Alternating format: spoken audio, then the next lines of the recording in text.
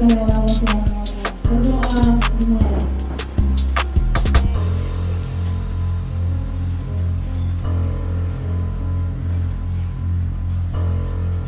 Berdoa selesai.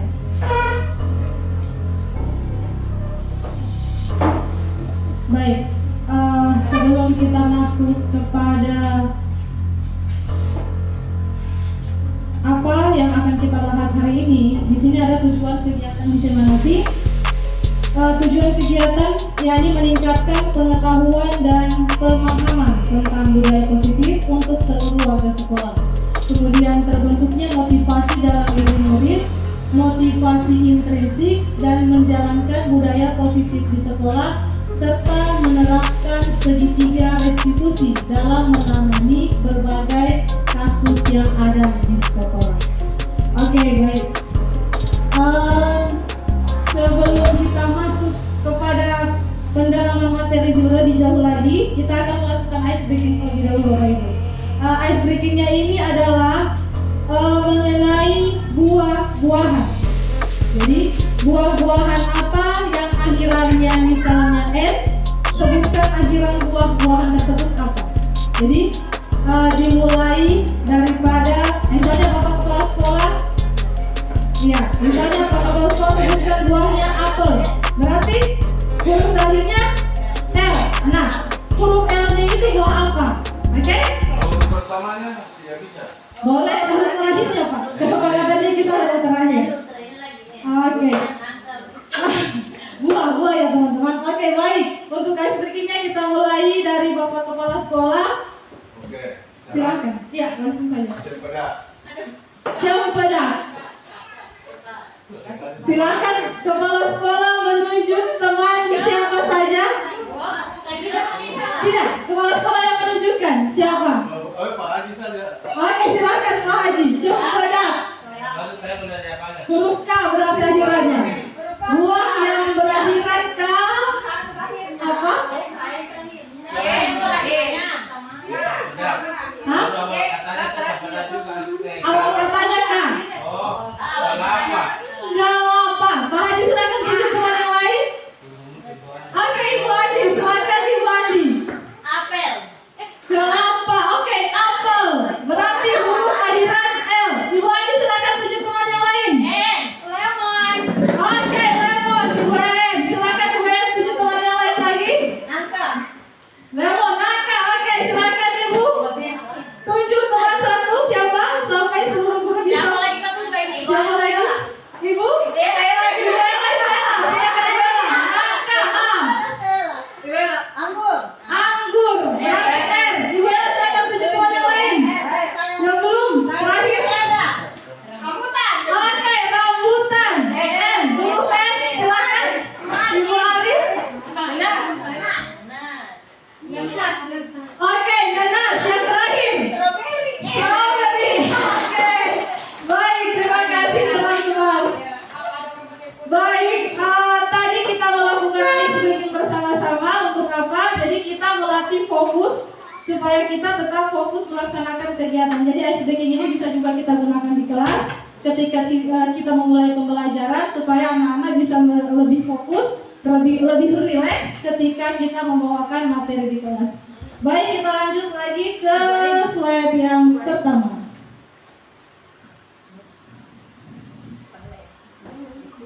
Iya, kita mulai dari sini. Apa saja yang akan kita diskusikan pada hari ini? Pada materi budaya positif kita yang akan kita diskusikan adalah yang pertama, disiplin positif dan nilai-nilai kebijakan, kemudian teori motivasi, hukuman, kebajikan, penghargaan restitusi, keyakinan kelas, kebutuhan dasar manusia, restitusi, 5 posisi kontrol, dan yang terakhir segitiga restitusi. Kemudian kita mulai dari awal pembahasan apa itu budaya positif.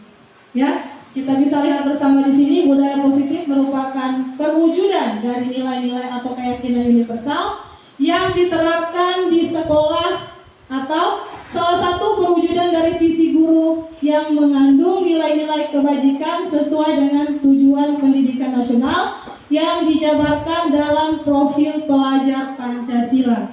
Nah, kita ketahui bersama bahwa sebenarnya budaya positif itu sudah ada yang kita ketahui. Boleh kiranya saya meminta Bapak Ibu Guru bisa menyebutkan budaya positif apa saja yang sudah kita laksanakan di lingkungan sekolah ini? Silahkan. Budaya gotong royong. Oke, silahkan. Boleh, ya. Budaya gotong royong. Budaya gotong royong. Masih ada lagi yang lain? Silahkan. 3 orang saja.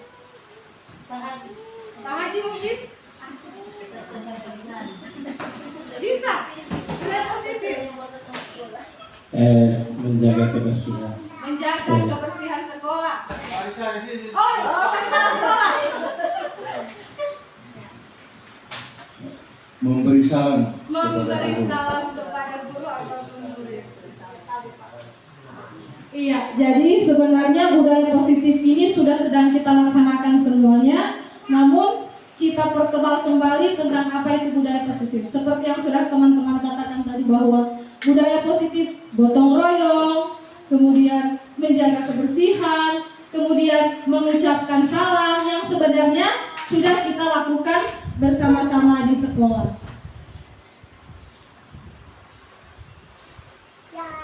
Ya, pembahasan kita yang pertama masuk di disiplin positif dan nilai-nilai kebajikan. Apa itu disiplin positif? Suatu pendekatan untuk menerapkan disiplin dari dalam diri anak tanpa hukuman dan hadiah. Disiplin positif perlu diterapkan baik dalam lingkungan keluarga maupun lingkungan sekolah. Dengan menerapkan disiplin positif diharapkan tindakan kekerasan dapat dihindari.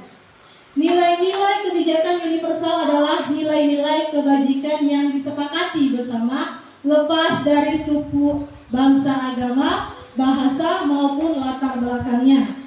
Nilai-nilai ini merupakan payung besar dari sikap dan perilaku kita, atau nilai-nilai ini merupakan fondasi kita berperilaku. Jadi, baik nilai-nilai kebajikan atau disiplin positif sebenarnya ini datang dari diri kita masing-masing. Seperti yang kita ketahui bersama, keluarga adalah lingkungan yang paling penting dalam menerapkan disiplin positif tersebut. Jadi, disiplin positif ini kita terapkan dalam baik dalam lingkungan keluarga maupun lingkungan sekolah. Jadi, sebagaimana kegiatan yang sudah kita lakukan karena kita sebagai guru di sekolah, disiplin positif dan nilai-nilai kebajikan ini kita terapkan pada diri anak-anak didik kita masing-masing. Nah, apa saja nilai-nilai kebijakan universal yang ada di sekolah? Kalau tadi sudah kita sebutkan tentang budaya positif, dia mirip-mirip saja, ya.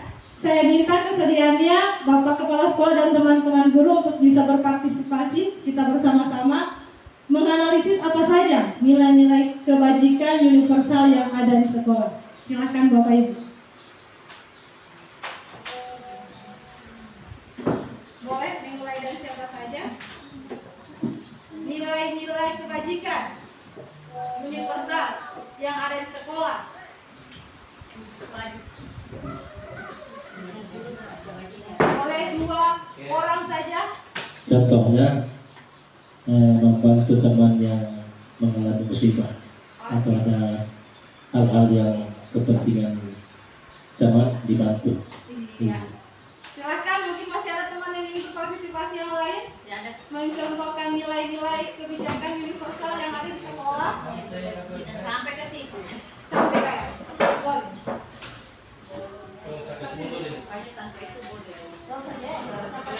Boleh.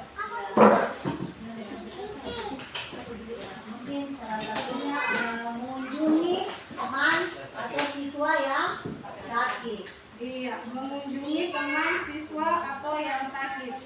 Iya, jadi seperti yang kita ketahui bersama, nilai-nilai kebajikan universal itu yang sudah kita wujudkan di sekolah tadi, yang seperti sudah diucapkan oleh Bapak Ibu Guru yang tadi, bahwa nilai kebajikan itu bisa kita lihat dari perbuatan yang sudah kita lakukan bersama-sama.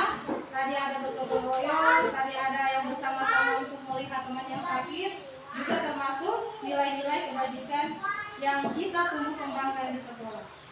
Kemudian yang kedua, kita masuk kepada teori motivasi, teori penghargaan, serta restitusi. Apa itu teori motivasi?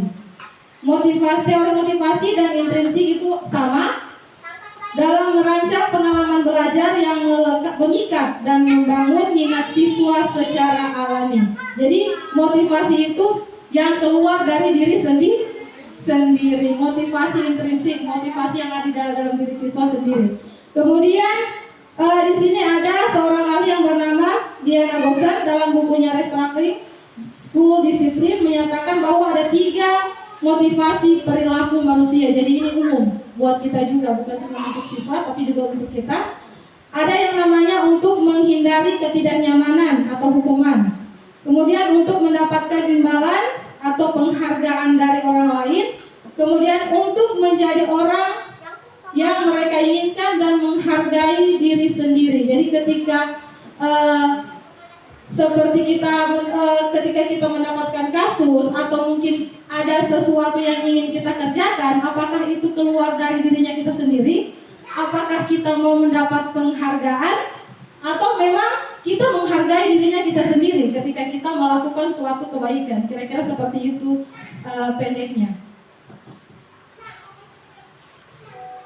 Nah, sekarang marilah kita pikirkan bersama-sama tentang diri kita sendiri. Kita bersimulasi lagi kepada dirinya kita sendiri. Di sini yang pertama, apa yang melatar belakangi Anda ingin menjadi guru? Kemudian jika Anda hadir tepat waktu di sekolah, motivasi apakah yang mendasari tindakan? Kemudian jika Anda berprestasi, hal seperti apakah yang Anda inginkan? Apakah mendapatkan imbalan, penghargaan orang lain, atau Anda ingin menjadi orang yang menghargai waktu? Manakah motivasi yang paling kuat mendasari tindakan Anda, atau bahkan kombinasi dari 2 motivasi, bahkan ketiga-tiganya ada? Oke, mari kita self validation ya, kita validasi dirinya kita sendiri dulu. Bisa dari siapa saja atau mau menjawab ketiganya juga boleh, mau menjawab salah satunya juga bisa. Silakan Bapak Ibu. Boleh, apa yang melatar belakangi menjadi guru? Satu saja, silakan, nggak apa-apa.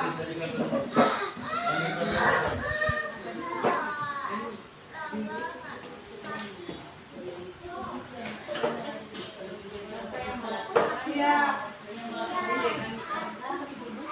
hadir tepat waktu di sekolah. Bisa ke ketiga-tiganya di atas itu kan dipakai. Ya, bisa ketiga-tiganya, boleh yang paling pertama, boleh yang kedua, boleh yang ketiga. Please saja Ibu. Bapak Ibu silakan mengungkapkannya bebas. Boleh nomor 1-nya saja, boleh nomor 2-nya saja, boleh nomor 3-nya saja, atau ketiga-tiganya juga boleh. Silakan. Mari kita self validation.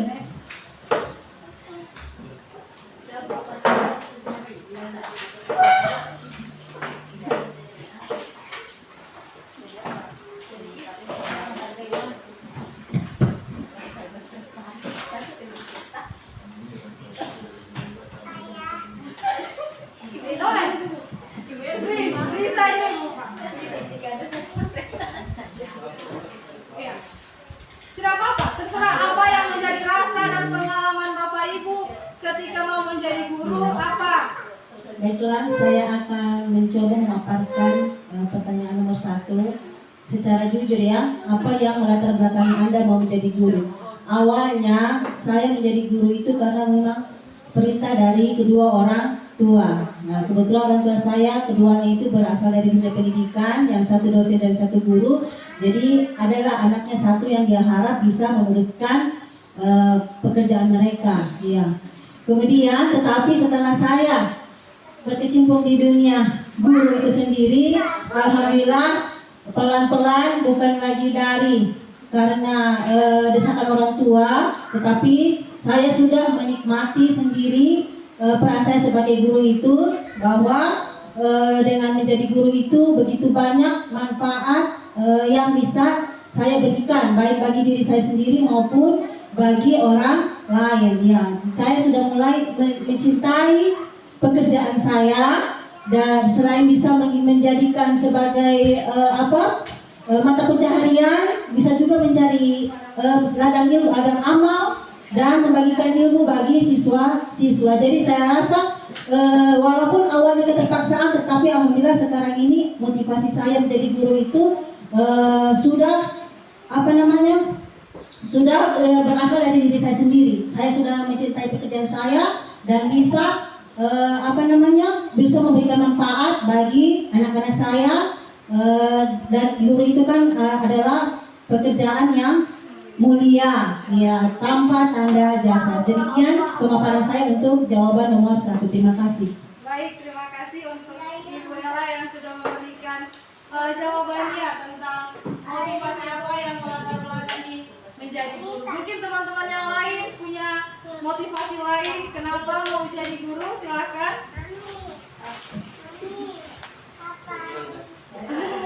Semua, ibu bukan karena aku mau jadi guru.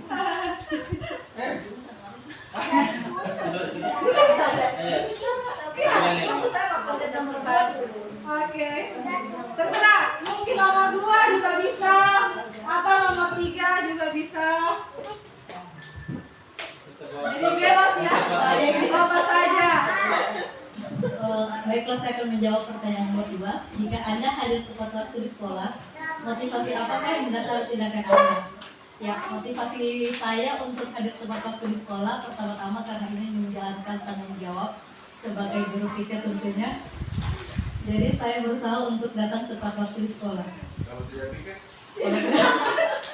Kalau tidak pikir, ketika ada jam saya berusaha untuk tepat waktu, Pak. Itu mungkin.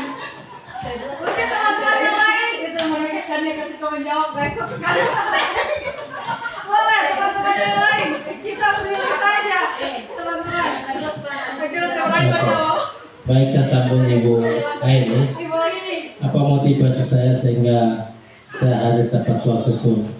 Pertama, kita kan sudah diberikan gaji atau perintah dari pemerintah bahwa kita harus tepat hadir pada waktunya.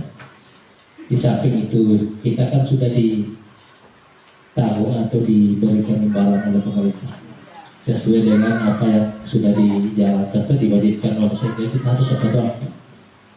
Itulah sehingga guru itu harus tepat waktu dan respon karena sudah diberikan imbalan apa yang dijanjikan oleh pemerintah. Karena saya Mungkin masih ada dari teman-teman yang lain.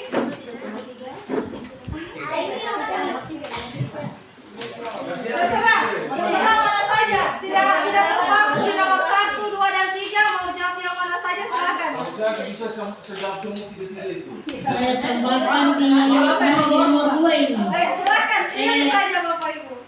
Karena kita sebagai pendidik yang pastinya kita ditiru oleh peserta didik kita, makanya kita harus datang tepat waktu supaya memberikan contoh yang baik kepada anak didik kita. Yang nomor 3 mungkin ada, masih ada yang teman-teman mau tambahkan, atau nomor 2, nomor 1 siapa saja? Kalau sudah tidak ada lagi, kita bisa.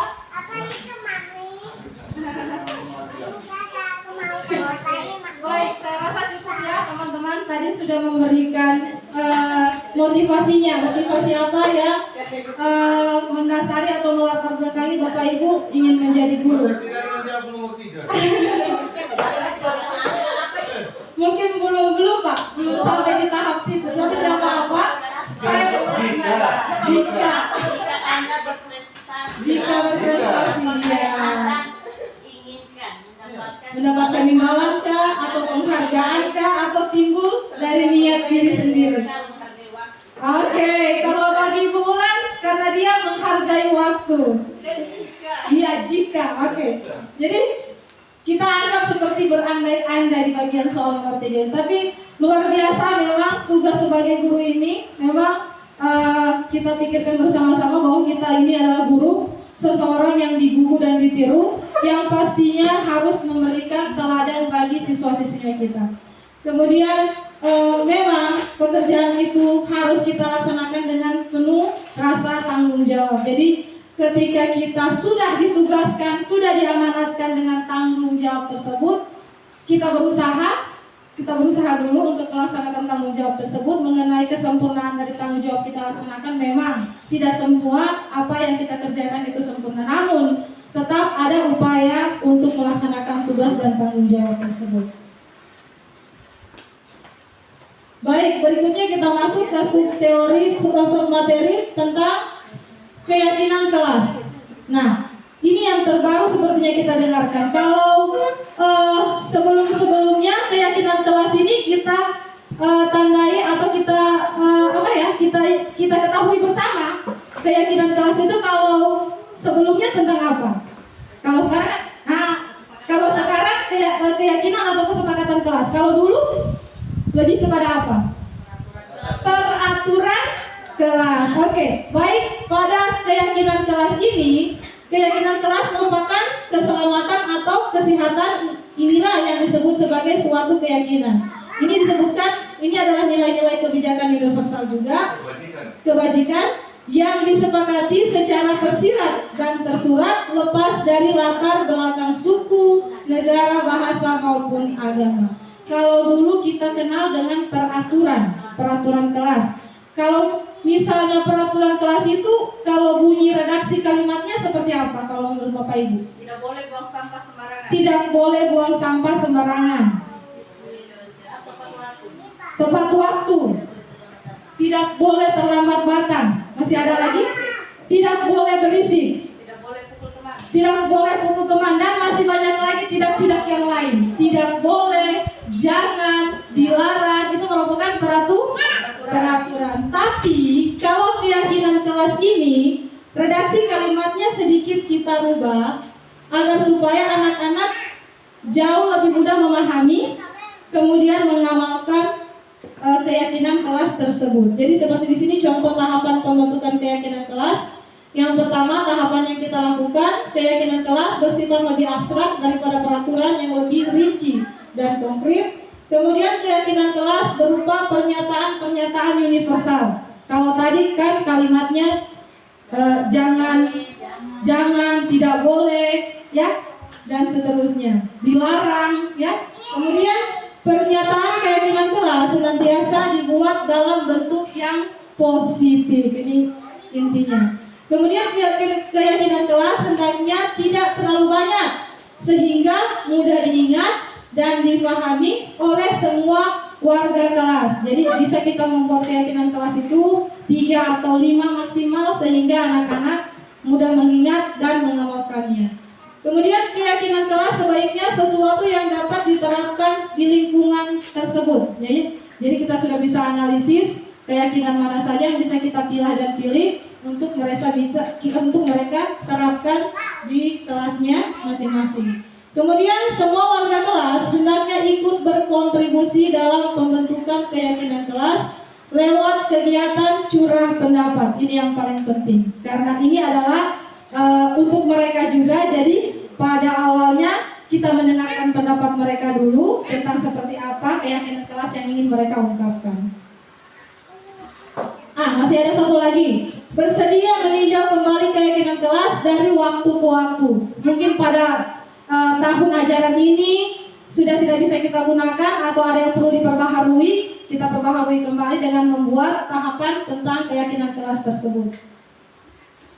Iya, berikut contoh redaksi kalimat keyakinan kelas. Sepertinya di sini yang berkompeten ini guru bahasa Indonesia yang paling bagus membuat kalimatnya. Kalau saya cuma seperti ini kalimatnya. Kalau peraturan, jangan terlambat. Kalau keyakinan kelas, masuk kelas tepat waktu. Oke, mungkin kalimat berikutnya bisa saya dibantu oleh teman-teman Bapak Ibu guru sekalian. Silakan. Boleh, silakan. Prilly. Ibu, silakan. Ibu Aini. Ibu Arin. Bahasa Indonesia. Sudah siang. Kalau kalimat jangan menyontek, kira-kira kalau kita mau buatkan keyakinan kelas itu seperti apa? Itu mengambang itu. Jangan menyontek. Iya, kan ini peraturan. Jadi kita mau rubah. Ya. Saya kurang mahir membuat peraturan ini. Karena ini memang masih hal baru bagi kita semua, jadi saya juga masih belajar, sama-sama kita belajar. Budaya yang jujur dalam menjawab. Boleh? Mengerjakan tugas dengan jujur. Boleh, mengerjakanlah tugas dengan jujur. Iya. Kerjakanlah boleh. tugas dengan jujur. Kalau berikutnya jangan berisik. Oh, nyambung ke sana. Iya. Oh, kalau begitu sudah betul. Buat keyakinannya Pak. Sudah. Kalimat keyakinannya Pak kita rubah ke kalimat positif. Jadi seperti tidak kepada anak-anak tidak seperti kalimat tekanan kepada mereka. Jadi kalimatnya kita rubah ke kalimat positif agar mereka jauh lebih mudah memahami, kemudian mengamalkan keyakinan tersebut. Kerjakan tugas dengan jujur. Kerjakan tugas dengan jujur. Kalau jangan berisik. Ya, saya terima lewat. Semuanya tenang. Ya, semuanya tenang. Ya, Hanya jadi harap tidak ada kata jangan, dilarang, tidak boleh yang bersifat penekanan kepada itu intinya. Terima kasih teman-teman. Dilarang yang dikelah harus tenang. Sampai dikasih saja.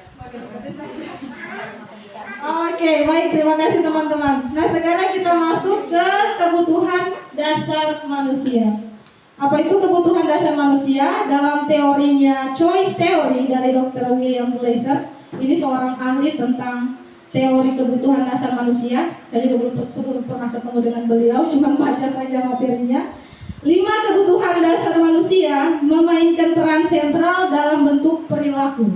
Jadi kebutuhan dasar manusia ini membentuk juga karakter dan perilaku manusia. Yang pertama ada kebutuhan bertahan hidup, kebutuhan merasa diterima, kebebasan, kesenangan, dan satu lagi ini terpotong, mohon maaf, kekuasaan. Jadi ada 5 kebutuhan dasar manusia, baik itu manusia kita dewasa maupun juga siswa-siswinya kita, anaknya kita pun juga di rumah seperti itu.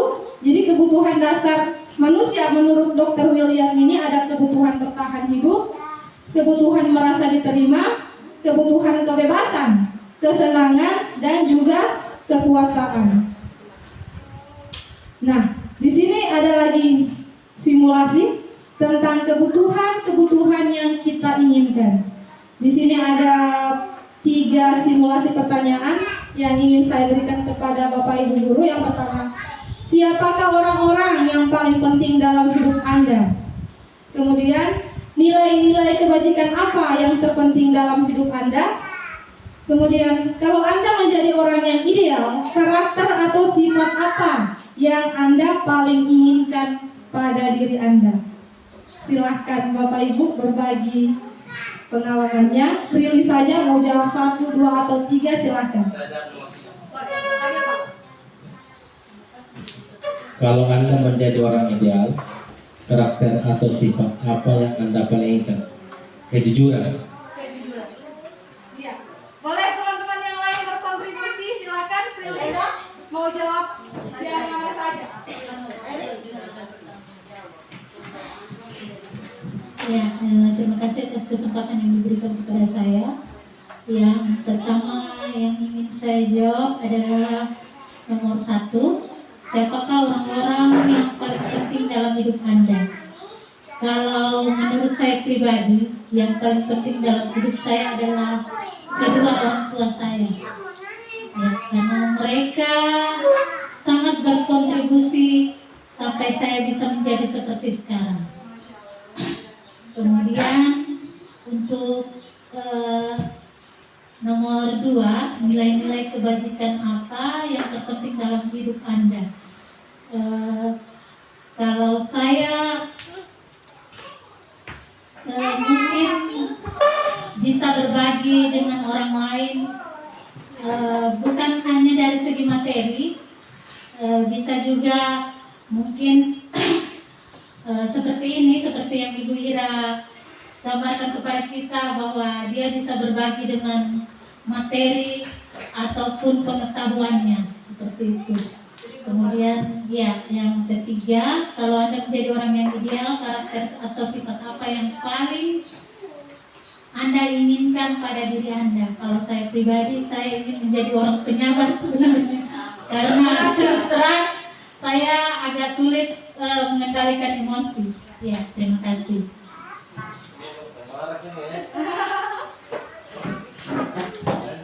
Lanjut. Masih ada yang ingin menambahkan? Kalau Silakan. saya untuk jawaban pertanyaan 1 dan 2 ya tidak beda jauh di Quran. Saya hanya ingin menambahkan jawaban nomor 3. Kalau saya, karakter apa yang paling saya inginkan adalah menjadi orang yang positif thinking. Itu yang paling saya inginkan ya.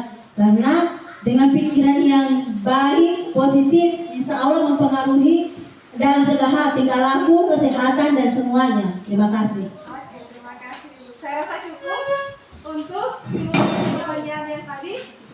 Baik, tentang kebutuhan ini, seperti katanya ahli Dr. William tadi bahwa kebutuhan dasar 5 manusia atau kebutuhan 5 dasar kebutuhan dasar manusia adalah kebutuhan bertahan hidup, merasa diterima, kebebasan, kesenangan dan kekuasaan. Jadi kebutuhan yang sudah dari menjawab pertanyaan yang tadi itu pun sebenarnya sudah tersirat kebutuhan apa yang kita telah lakukan atau telah kita miliki dalam 3 pertanyaan yang tadi. Saya rasa Bapak Ibu sudah bisa menganalisa kebutuhan apa yang sudah kita miliki.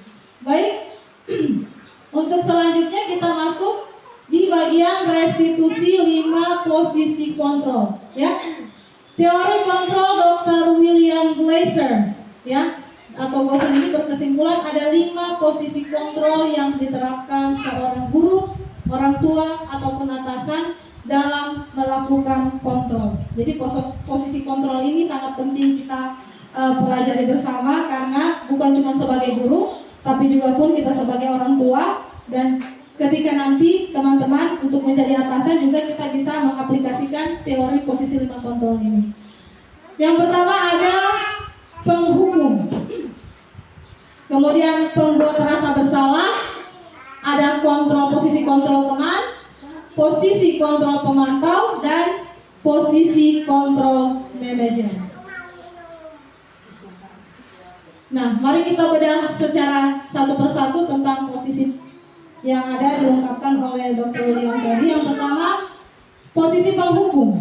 Ya, seorang penghukum bisa menggunakan hukuman fisik maupun hukuman verbal. Jadi bukan cuma secara fisik saja sebenarnya kita menghukum, secara verbal pun kita sudah menghukum. Yang pertama, contoh kalimatnya seperti ini yang saya cuma ambil dari materinya saya ini, saya cuma ambil 3 saja, sebenarnya banyak. Patuhi aturan saya atau awas. Kemudian kamu selalu salah. Kemudian selalu, pasti selalu yang terakhir selesai.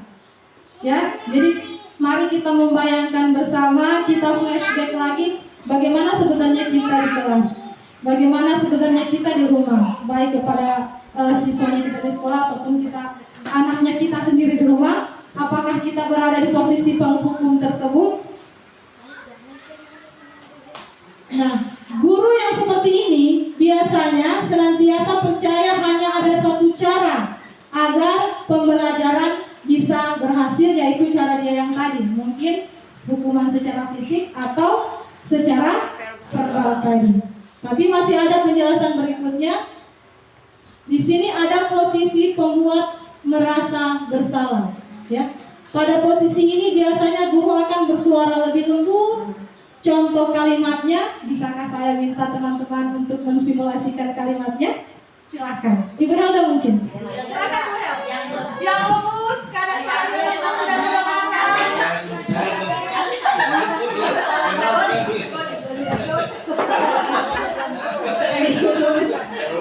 Pagi, kalau ada teman dulu willing Jawa itu. Iya, boleh.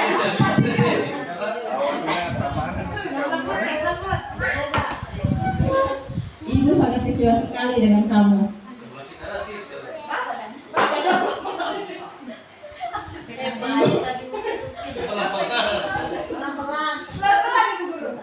Ibu sangat kecewa sekali dengan kamu.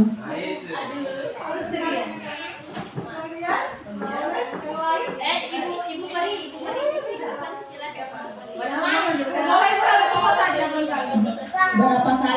kasih memberitahu kamu ya. Gimana coba kalau orang tua kamu tahu kamu berbuat begini? Oke, terima kasih Ibu Helda sudah menjelaskan. Oke, jadi posisi pembuat merasa bersalah ketika kita menghadapi anak-anak, ya, ketika mereka membuat salah, posisi pembuat merasa bersalah ini seperti contoh kalimat yang sudah Ibu Helda tadi contohkan. Ibu sangat kecewa sekali denganmu. Berapa kali Bapak harus beritahu kamu? Gimana coba kalau orang tua kamu tahu kamu berbuat seperti ini? Baik. Pada posisi ini, murid akan memiliki penilaian diri yang buruk tentang diri mereka. Murid merasa tidak berharga dan telah mengecewakan orang-orang yang disayanginya. Jadi dia ketika kita mengungkapkan kalimat-kalimat seperti itu, dia akan merasa bersalah atau dirinya tidak berharga. Ya. Sekarang kita masuk posisi kontrol teman. Ya. Guru pada posisi ini tidak akan menyakiti murid, namun akan tetap berupaya mengontrol murid melalui pendekatan persuasi. Ya. Contoh kalimatnya bisa saya bantu Ibu dan Bapak yang lain untuk mensimulasikan kalimatnya, silakan. Bapak boleh. Ayo bantulah demi Bapak ya. Ayo ingat tidak bantuan Bapak. Ayo ingat tidak bantuan Bapak selama ini. Gimana coba kalau orang tua kamu tahu kamu berbuat begini? Ya sudah, kali ini tidak apa-apa. Nanti Ibu bantu bereskan. Oke, baik. Terima kasih Bapak sudah simulasi kalimatnya. Baik, pada posisi teman ini nada suaranya lebih ramah, kemudian seperti teman, akrab, dan bercanda dengan bahasa tubuh. Jadi kita bisa memainkan anak tersebut ketika kita menanyai dia tentang kesalahan yang dia lakukan.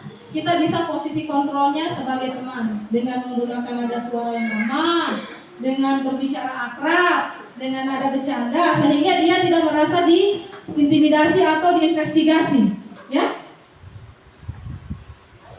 Kemudian posisi pemantau.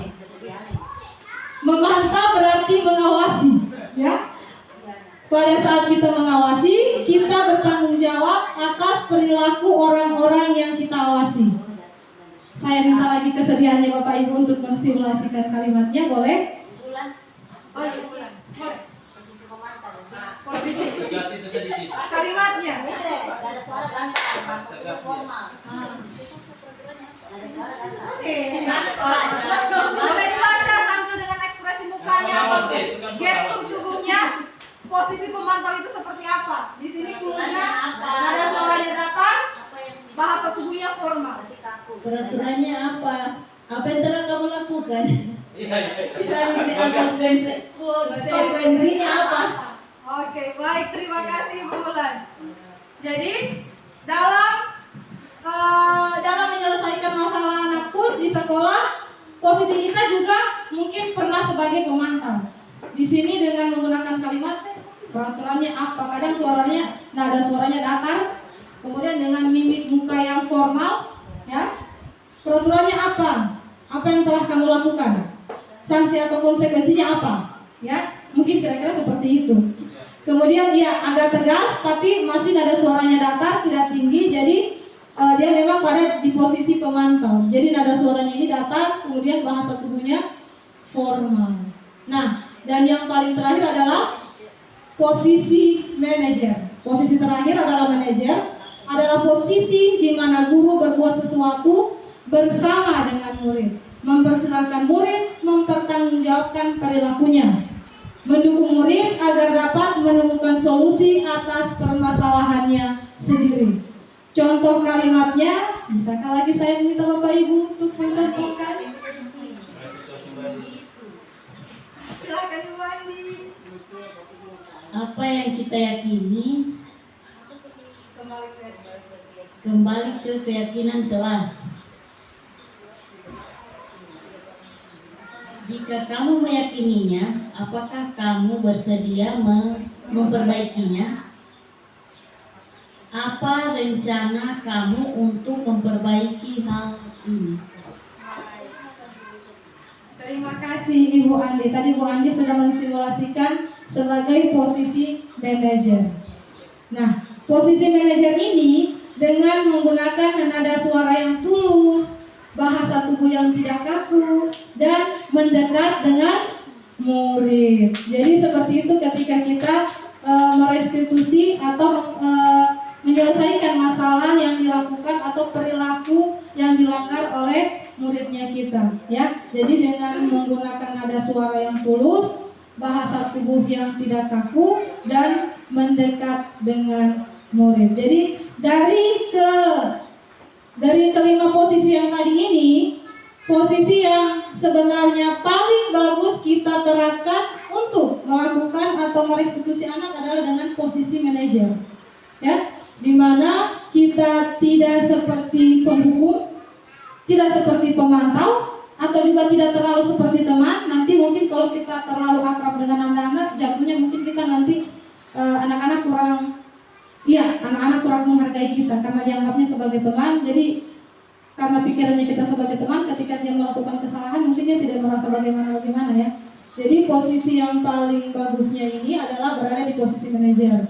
Jadi ketika dia berbuat salah, ada kesalahan yang dia lakukan, kita memanggil dia, kemudian dengan menggunakan kalimat-kalimat seperti ini. Apa yang kita yakini, kemudian jika kamu meyakininya, apakah kamu bersedia memperbaikinya. Jadi dia memvalidasi kesalahan apa yang dia lakukan. Kemudian dia berpikir, oh saya sudah bersalah. Kira-kira kalau saya sudah bersalah, apa yang saya buat untuk perbaikinya? Ya, jadi seperti itu. Jadi kita seolah-olah atau tanpa kita sadar membuat dia menyadari atas kesalahan yang dia perbuat, serta dia menemukan solusi sendiri tanpa harus kita mengungkapkan solusi tersebut kepada dirinya. Jadi dia yang berpikir, oh saya ini salah, kemudian dia berpikir lagi, oh seperti ini lagi yang saya harus berbuat untuk memperbaiki kesalahan saya. Jadi dia membuat kesalahan, dia sadar, kemudian dia memperbaikinya. Oke, tadi sudah kita simulasikan sama-sama tadi tentang kalimat dari posisi manajer tersebut. Mungkin di sini ada yang ingin membagikan pengalamannya tentang ketika menemukan kasus apa saja di kelas dengan anak walinya atau dengan muridnya ketika Bapak Ibu guru mengajar. Ada mungkin pernah Ibu mempunyai pengalaman apa saja itu. Di sini saya tidak mengejar Bapak Ibu, tapi cuma sekedar berbagi pengalaman. Di sini sama-sama kita berbagi ilmu. Ketika kita sudah mengetahui ilmunya bersama-sama, nanti bersama-sama juga kita mempraktekkannya. Baik, saya persilakan Bapak Ibu untuk menceritakan sedikit pengalamannya tentang sudah pernah mengalami kasus seperti apa. Silakan. Banyak sekali, Pak. Contohnya tadi saya waktu mau pacaran itu Oeng tidak mau dia membaca doa. Oh ya. Tapi saya bujuk kamu kan saya punya anak binaan. Kalau kau tidak mau berarti kau tidak hargai saya. Kalau kau mau berarti saya jempol kau. Akhirnya dia mau. Nah itu pendekatan ini saya sampaikan. Kalau kau tidak mau berarti kau tidak hargai saya sebagai perwalianmu. Yang 6 orang ini dong. Nah, dengan senang hati dia terima. Cuma pertama dia bilang saya gugus tadi waktu baca itu. Dia melapor. Kedua kali kau harus mau lagi supaya terbiasa. Oke, terima kasih. Oke, terima kasih kepada Pak Bidin yang tadi sudah berbagi pengalamannya. Baru-baru tadi pagi ada kasusnya. Disuruh baca petugas upacara tapi dia tidak mau. Kalau kita bisa menganalisis kasus yang tadi atau masalah yang tadi, kira-kira posisinya Pak Haji Abidin berada di mana?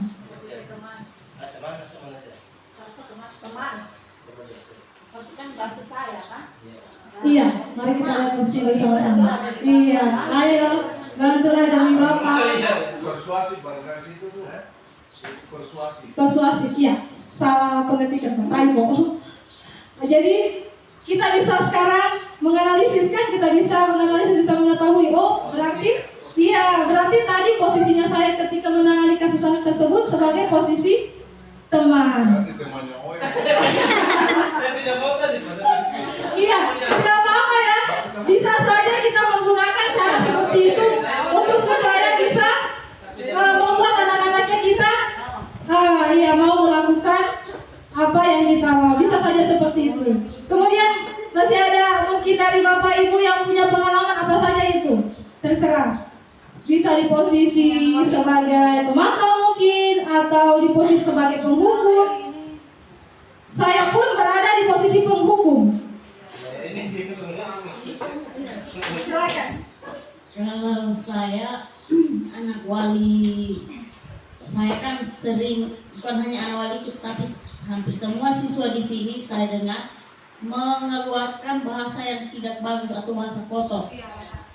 Nah, saya membuat kayak seperti kesepakatan seperti itu, kalau ada yang mengucapkan bahasa kotor lagi, apa yang sanksi apa yang diberikan. Ya, seperti itu. Tapi saya ini kayak keyakinan kelas seperti itu. Iya, semacam keyakinan kelas, tapi dia secara verbal ya, tidak tertulis. Termasuk bullying itu. Iya, baik. Benar katanya Bapak Kepala Sekolah. Jadi anak-anak kita di sini mungkin sudah menjadi kebiasaannya mereka, tapi ini memang tugas dan kewajibannya kita berat. Bagaimana melakukan kegiatan perilaku mereka ini, kita benarkan perilaku mereka bahwa berkata-kata seperti itu sebenarnya tidak bagus, kata-kata kasar yang mungkin pada budayanya mereka itu mereka anggap biasa-biasa saja. Tapi sebagai guru kita patut membenahi atau membenarkan tindakan atau perilaku mereka bahwa itu adalah tindakan atau perilaku yang salah. Dengan tadi Ibu Andi memberikan sanksi atau konsekuensi. Nah, mari kita analisis bersama. Kira-kira posisinya Ibu Andi pada kasus tersebut sebagai apa? Penghukum? Dengan ada konsekuensi apakah penghukum? Walaupun ada keyakinan tapi ada yang bikin keyakinan, apakah tetap mendengar? Kalau manajer kan dia tidak menghukum, Iya, tidak ada sanksi. iya. Yang ada sanksi tadi di mana ya? Saya sudah lupa. Posisi penghukum. Sanksi yang ada sanksi tadi, bukan. Dia masuk di manajer. Manajer tadi. Tapi manajer tidak ada sanksi. Pemantau. Ini konsekuensinya pemantau. Mengawasi atau bertanggung jawab atas perilaku yang kita awasi. Sepertinya Ibu Andi tadi berasa di posisi pemantau, ya, karena dengan memasukkan sanksi dan konsekuensi berarti dia sedang mengawasi perilaku anak didiknya yang berbuat salah. Ada yang mau sharing lagi tentang pengalaman kasusnya di kelas? Silakan Ibu Ella.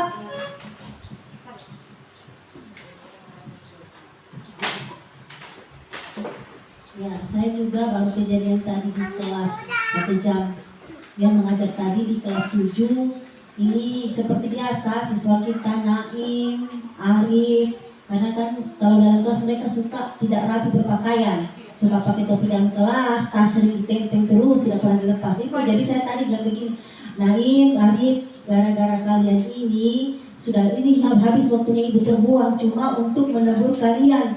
Kalau seandainya ibu pakai untuk mengajar, tapi selalu dipakai untuk berkali-kali menegur. Selesai ditegur, dipakai lagi. Jadi ibu hanya habis cuma untuk menegur kalian. Di sananya kalian tertib dan teratur di kelas, mungkin waktu ibu yang hanya 1 jam ini bisa terpakai dengan maksimal. Iya, demikian. Oke, terima kasih. Baik, kalau kita sama-sama menganalisis tadi kasusnya Ibu Ella, berada di posisi kontrol manakah Ibu Ella tadi itu? Yang ada merasa bersalah, membuat merasa bersalah. Iya, pembuat merasa bersalah. Jadi posisi mana tadi? Saya tuh. Posisi teman, apakah di atas? Oke, pembuat merasa bersalah. Jadi ketika kita mengungkapkan rasa kecewanya kita kepada siswa, kita berada di posisi pembuat merasa bersalah. Ya, bisa kita lihat kembali di posisi ini murid akan memiliki penilaian diri yang buruk tentang diri mereka. Murid merasa tidak berharga dan telah mengecewakan orang-orang di sisinya. Jadi seperti itu rasanya mereka ketika kita berada di posisi sebagai pembuat merasa bersalah. Mungkin masih ada kasus, saya rasa banyak sekali kasusnya kita di sekolah. Silakan, ayo kita curhat sama-sama Bapak ya. Sudah terlalu banyak masalahnya sampai tidak bisa dicurhatkan ya. Mungkin saya diingatkan dengan waktunya, Bapak Ibu, kalau mungkin waktunya saya sudah selesai, saya diingatkan. Oke, 10 menit lagi. Iya. Atau mungkin dari Bapak Kepala Sekolah mungkin berbagi pengalaman tentang kasus apa. Saya rasa Bapak Kepala Sekolah punya banyak sekali pengalaman dan sudah menangani berbagai macam kasus, berbagai macam model, karena Bapak yang paling senior, boleh kita katakan seperti itu. Dari kita semua di sini, kita membutuhkan bimbingan dan wejangan dari Bapak. Kepada Bapak kami silakan. Oke, terima kasih. Assalamualaikum warahmatullahi wabarakatuh. Bapak Ibu guru yang saya hormati, alhamdulillah dalam kegiatan apa namanya? Diseminasi oleh CGP Ibu Iramayanti SPD, semoga kita doakan mereka berhasil. Bapak Ibu yang saya hormati, ada beberapa hal yang perlu kita cermati bersama, tentu dalam hal membicarakan kasus yang pernah kita hadapi di sekolah. Pertama tadi, ada kasus pembuat merasa bersalah. Ada kasus apa semua tadi? Penghukum. Ada posisi teman, ya. Posisi temannya Oyong ada tadi. Ya. Ada pemantau. Ya, apa manajer. Di antara semua posisi yang ada di atas ini, tentu semua pernah muncul di kelas. Tapi satu saya ingatkan, janganlah berada pada posisi penghukum. Ya, kenapa? Ada beberapa sebenarnya kita bisa berada pada posisi penghukum, tapi bagaimana dia sebagai penghukum? Ya, itu juga perlu kita pahami. Karena begini, teman-teman Bapak Ibu, banyak sekali kasus di kelas. Kalau kita mau bicarakan satu persatu tidak akan tuntas dalam 1 minggu. Itu kasus. Tapi perlu Bapak Ibu ketahui bagaimana kalian supaya anak didik kita menganggap kita adalah gurunya. Itu saja. Bagaimana menanamkan dalam diri anak kita atau peserta didik sehingga mereka menganggap bahwa kita adalah gurunya.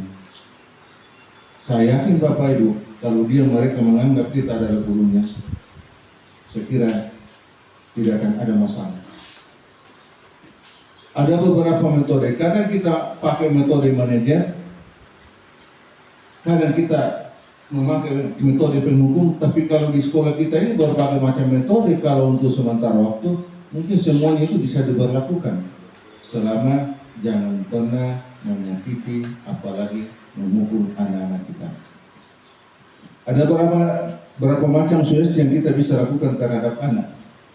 Boleh engkau memarahi anak itu selama kamu berniat mendidik, dan jangan pernah membawa nama keluarganya dalam kejelekan. Boleh kamu memarahi dengan alasan, siapa kau ikutin? Orang tuamu luar biasa baiknya, keluargamu baik semua, walaupun kita tidak kenal orang tuamu. Siapa yang kamu ikuti? Yang kedua, inilah faktor juga termasuk karakter guru. Iya, karakter guru itu beraneka macam sama dengan siswa-siswi. Itu Bapak Ibu saya kasih tahu, jangan selalu kita beranggapan kita guru yang menilai siswa. Coba beranggapan sebaliknya. Siswa itu selalu menilai kita. Bahkan dia cerita dengan teman-temannya di luar tentang gurunya. Apa yang dilakukan gurunya? Makanya ada penampilan performanya itu guru itu di depan kelas itu luar biasa ditampilkan. Kenapa? Jangan sampai ada asumsi negatif yang keluar dari mulut anak sesama temannya. Istilah-istilah yang diberikan kepada guru. Ada istilah, silakan tulis. Ada istilah apalagi Ibu membaca, mendikte, berbagai macam gelar yang diberikan oleh anak didiknya terhadap gurunya. Oleh itu, bagaimana anak itu merasa bahwa kita adalah gurunya. Cuma jangan sampai ini yang terakhir. Sekira kita tidak terlalu anu, sekira semua kita sudah paham. Ya, sekarang jangan terlalu otoriter bersama anak. Coba gunakan di mana posisi mana tadi. Seperti ada teman saya namanya Dr. Anda, Ibu Wiwin Andayani, orang Jawa, yang bahasanya luar biasa kalau marah. Ya, pada saat dia marah dengan anak, awas tenang, saya marah betul kamu nanti nak. Itu sudah puncaknya marah itu. Awas tenang, saya marah betul kamu nanti nak, kasihan sayang. Saya bingung, ini marahin atau? Ya. Tidak ada yang tidak kenal Dr. Anda, Ibu Wiwin Andayani, guru IPS, kalau marah dengan anak-anak. Anak-anak, nah kalau betul kamu nak, masa kamu tidak lihat ibu ini? Sama nanti kamu nak kalau kamu nakal. Saya biasa, tapi setelah bicara dengan begitu, ada anak yang tunduk, tapi ada juga yang tidak. Itulah karakter anak-anak kita. Dia tidak sama semua. Jadi sekira untuk teman-teman kita apa yang disampaikan luar biasa pemaparan ini, karena saya ingin lihat apakah guru bisa terapkan sementara jawaban-jawaban tadi. Apa yang kita harapkan, kenapa kita bisa disiplin, tepat waktu.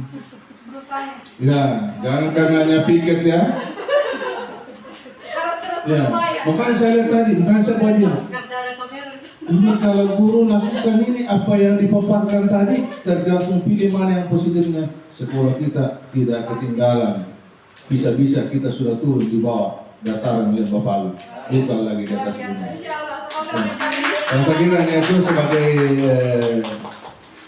sanggahan atau ungkapan yang saya berikan kepada teman-teman saya, terutama Ibu Ira. Tentu kita harus memberikan jempol kita kepada Ibu Ira sebagai CGP kita doakan juga semoga berhasil. Kita berikan aplaus. Ya. Terima kasih. Demikian tadi dari Bapak Kepala Sekolah sedikit memberikan wejangan berikut pengalaman beliau bagaimana menangani permasalahan pada siswa atau anak didik kita. Nah, materi yang terakhir mengenai restitusi, ya, atau segitiga restitusi. Ya. Di sini segitiga restitusi ini ada 3 tahapan. Yang pertama ini menstabilkan identitas, validasi tindakan yang salah, dan menanyakan keyakinan. Ya, apa itu menstabilkan identitas? Jadi ketika anak mempunyai masalah atau kasus, bagaimana caranya kita menangani? Ya, salah satunya kita bisa menggunakan pendekatan segitiga restitusi ini. Yang pertama tadi dengan tahap menstabilkan identitas. Seperti apa menstabilkan identitas itu? Bagian dasar dari segitiga bertujuan untuk mengubah identitas anak dari orang yang gagal karena melakukan kesalahan menjadi orang yang sukses. Ya, jadi dia validasi dulu. Kita validasi dulu dia supaya dia berpikiran nanti akan menjadi orang yang sukses, tidak gagal. Berbuat salah itu tidak apa-apa. Kemudian tidak ada manusia yang sempurna.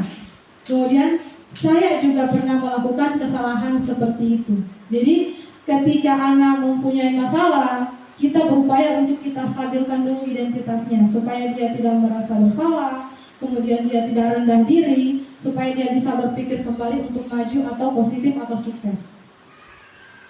Berikutnya, tahap yang kedua dalam merestitusi siswa atau peserta didik kita adalah validasi tindakan yang salah.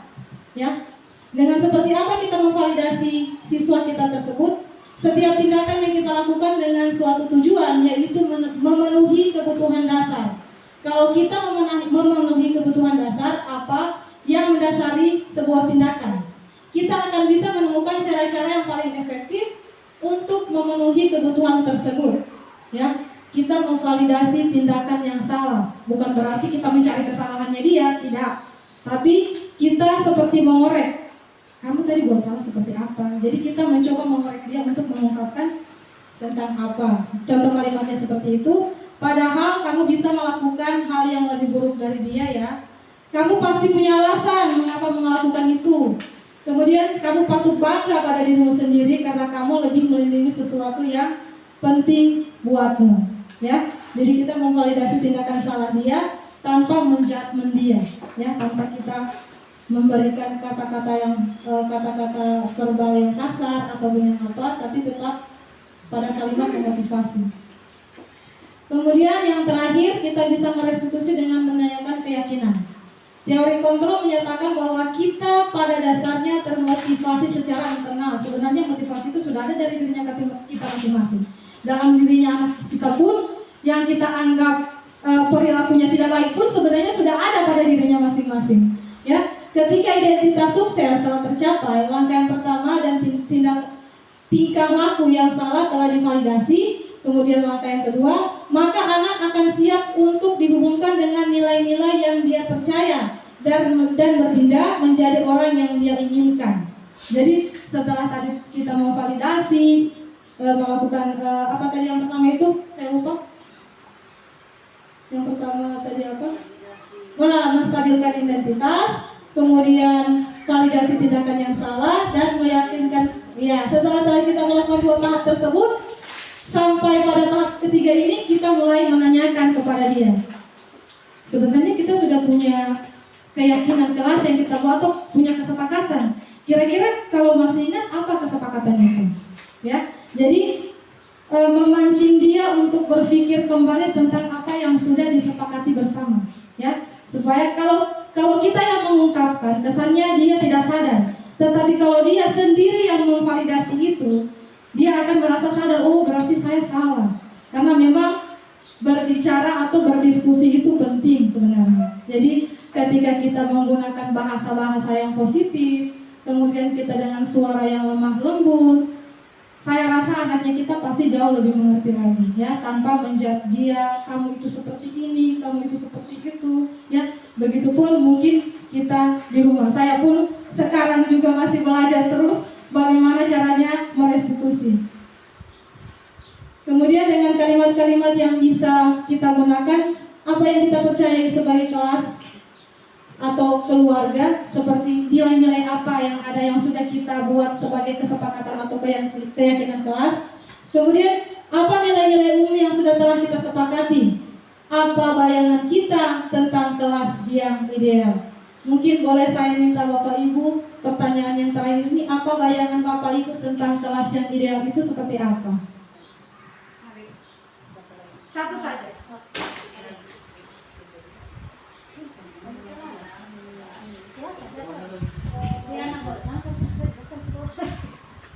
Kelas yang ideal itu kelas yang tertib.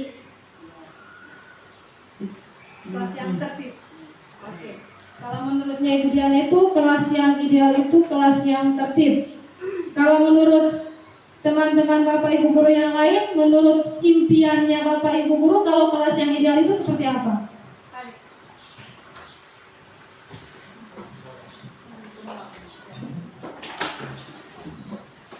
Terima kasih. Kalau saya ingin sekali punya kelas yang ideal itu, pertama saya ditunggu siswa saat masuk, bukan saya yang menunggu siswa. Jadi kebiasaannya biasa begitu kan, kita yang memanggil-manggil siswa masuk. Maksudku saya ditunggu setelah masuk itu, saya ditunggu siswa. Kedua, saya ingin tenang, tentram di dalam. Kemudian ada umpan balik. Ya, guru memberikan pertanyaan atau apa, kemudian siswa bisa memberi. Jadi ada umpan balik antara guru dan siswa. Iya, kemudian siswa saya yang hadir banyak. Ya itu, sehingga saya memberikan pelajaran itu senang. Ya, kalau siswa yang banyak itu hadir kan, ya senang kita apa yang bahagia itu guru kalau siswa yang hadir dan mendengarkan itu banyak dibandingkan dengan yang sedikit ya. Ya itu saja dari saya. Terima kasih. Mungkin masih ada yang lain, bagaimana kelas impiannya, kelas idealnya suatu saat nanti? Kalau kelas ideal saya, yang saya harapkan itu tertib ya. Terus mereka tahu kapan waktu bercanda, kapan waktu serius. Mereka antusias terhadap pelajaran yang diterima. Dan mereka bersemangat. Itu saja. Ya. Iya, baik demikian, terima kasih Bapak Ibu. Saya Ada rasa yang masukkan tentang penataan nih kelas yang di iya, penataan mungkin masih ada yang ingin menambahkan tentang penataan kelasnya barangkali. Iya, juga salah satu ya untuk membangkitkan gairah atau motivasi belajar siswa. Seperti yang dikatakan oleh Bapak Kepala Sekolah, salah satunya itu bagaimana caranya kita mendesain kelasnya kita supaya terlihat cerah, supaya anak-anak bersemangat dan termotivasi ketika masuk di dalam kelas tersebut. Jadi benar sekali Bapak Ibu yang sudah Bapak Ibu ungkapkan tentang impian kelas masing-masingnya. Jadi masing-masing kita punya impian, punya pemahaman atau punya harapan seperti apa kelas idealnya kita suatu saat nanti. Baiklah, sekarang kita sudah sampai di penghujung acara. Ya, sebelum kita mengakhiri kegiatan hari ini masih ada sedikit refleksi bagaimana kita bisa memahami tentang apa saja yang sama-sama tadi sudah kita pelajari bersama. Baik, di sini menurut Bapak Ibu hal apa saja yang sudah berkesan ketika kita mempelajari dan memahami tentang materi budaya positif? Kemudian apa saja langkah selanjutnya yang Bapak Ibu lakukan setelah memahami tentang budaya positif? Kemudian yang terakhir, menurut Bapak Ibu guru, posisi apa yang paling tepat dalam menangani masalah atau kasus murid? Saya persilakan Bapak Ibu, kita bersama-sama melakukan refleksi ini, silakan. Boleh, satu-satu beda, suami beda. Tinggal satu lama nih, dalam pulang. Baiklah, terima kasih atas kesempatan yang diberikan kepada saya. Menurut saya yang berkesan ketika mempelajari buku tentang budaya positif itu, saya jadi merefleksikan ke diri saya selama ini dalam mengajar, dalam proses mengajar. Ternyata banyak hal-hal yang perlu saya pelajari, terutama ketika menghadapi masalah-masalah yang ada di kelas dan di kehidupan nyata. Nah, apa saja langkah selanjutnya yang akan saya lakukan setelah mengenai budaya positif? Tentunya saya akan mencoba untuk merefleksikan pada diri saya atau mulai perlahan-lahan untuk mengikuti hal-hal apa saja yang mesti saya lakukan. Misalnya yang selama ini saya sebagai pendukung mungkin, atau yang suka marah-marah, jadi saya belajar, oh ternyata harus seperti ini gitu. Nah, terus menurut Bapak Ibu, posisi apa yang paling tepat dalam menangani masalah atau kasus murid? Kalau menurut saya mungkin posisi manajer oke, paling baik. Tapi saya rasa tetap dibutuhkan juga kalau saya mungkin sebagai teman dan sebagai penghukum. Itu tergantung masalah apa yang kita hadapi kalau saya mungkin. Seperti kasusnya kan beda-beda di lapangan. Saya rasa tetap kayak teman dan penghukum kayaknya mesti boleh, yang penting tergantung konteks masalahnya seperti apa. Oke, terima kasih. Masih ada ya? Oke, terima kasih atas refleksi yang sudah salah satu dari guru lakukan di sini. Ya, benar sekali katanya Ibu Aini tadi bahwa bersama-sama kita masih belajar.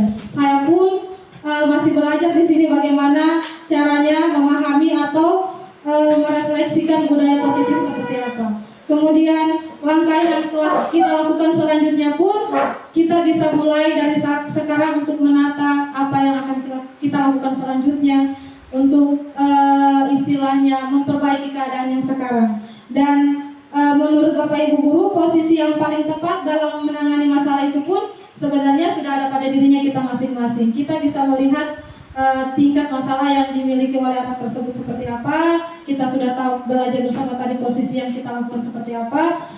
Tinggal dari diri kita masing-masing mau menggunakan posisi kontrol apa itu. Tapi dalam hal ini posisi manajer lah yang paling baik dalam merestitusi permasalahan anak tersebut.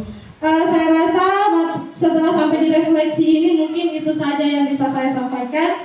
Saya ucapkan terima kasih banyak kepada teman-teman, kepada Bapak Kepala Sekolah yang sudah memberikan saya kesempatan dalam melakukan kegiatan diseminasi tersebut.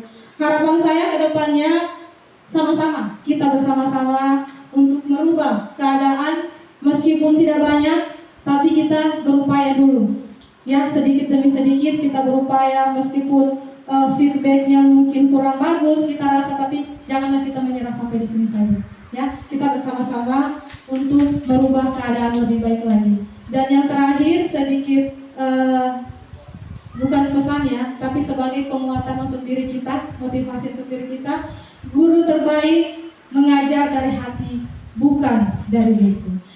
dan Bapak Ibu, terima kasih untuk waktunya. Saya akhiri. Assalamualaikum warahmatullahi wabarakatuh. Waalaikumsalam warahmatullahi wabarakatuh. Assalamualaikum warahmatullahi wabarakatuh. Waalaikumsalam warahmatullahi wabarakatuh. Apa kabarnya hari ini? Baik. Sehat semuanya? Sehat. Ya, tempelkan dengan rapi. Sebelahnya lagi.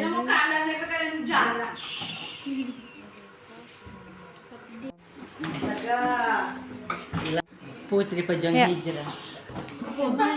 Yang belum ditempel itu. Semangat. Disiplin. Dalam belajar. Dalam Saling jawab. ini.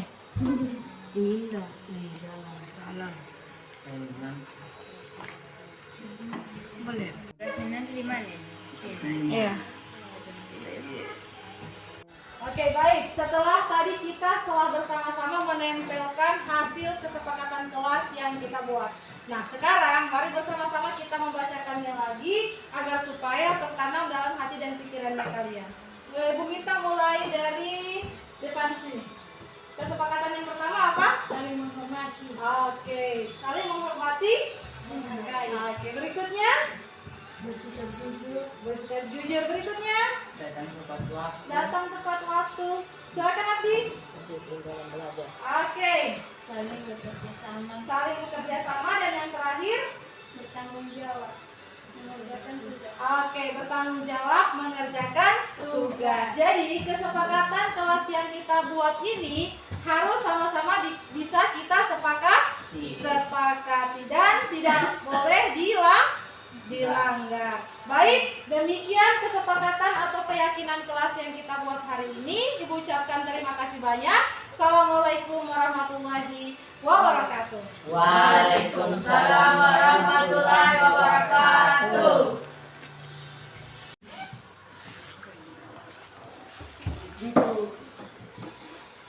Saya bagus kayak bandai di atas video. Dia tangkap.